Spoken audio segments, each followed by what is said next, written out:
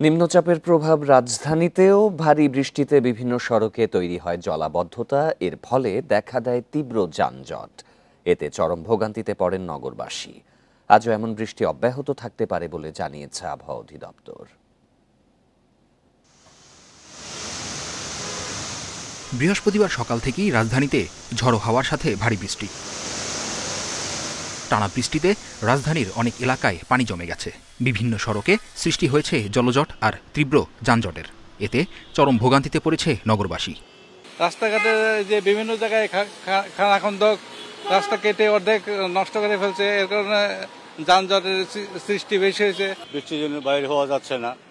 এই যে বাসায় আসছি, বাসে উঠতে কষ্ট হইতেছে, সবাই চলাফেরা করতেও কষ্ট হইতেছে।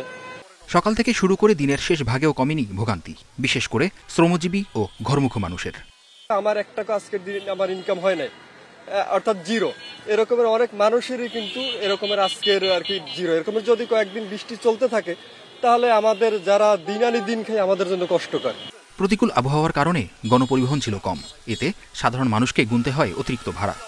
আমরা সকালবেলা বাইরে এসি, এমনও এই ভাড়া মারতে আছি টুকিটাকি। এমনি রোডঘাট অনেক জায়গায় যাইতে পারতাছি না, বৃষ্টিতে বন্যাতে পানিতে সব উঠতে রয়েছে। ভাড়া একটু বেশি পাওয়া যায়। এবার মনে করেন যে আজকে ইনকাম বালা, পয়সা একটু বেশি দিছে, 20 টাকা ভাড়া 30 টাকা, 30 টাকা ভাড়া 40 টাকা 50 টাকা। বঙ্গোপসাগর ও তৎসংলগ্ন এলাকায় সৃষ্ট গভীর নিম্নচাপের প্রভাবে এমন বৃষ্টি শুক্রবারও থাকতে পারে বলছে আবহাওয়া অধিদপ্তর। কোথাও কোথাও ভারী বৃষ্টিপাতের কারণে অস্থায়ী জলাবদ্ধতা তৈরি হতে পারে বলে মর্মে আমরা ভারী বৃষ্টিপাতের সাথে এই সাবধান থাকতে বলেছি। শুক্রবার বৃষ্টি আরও বাড়তে পারে বলেও জানায় আবহাওয়া অধিদপ্তর।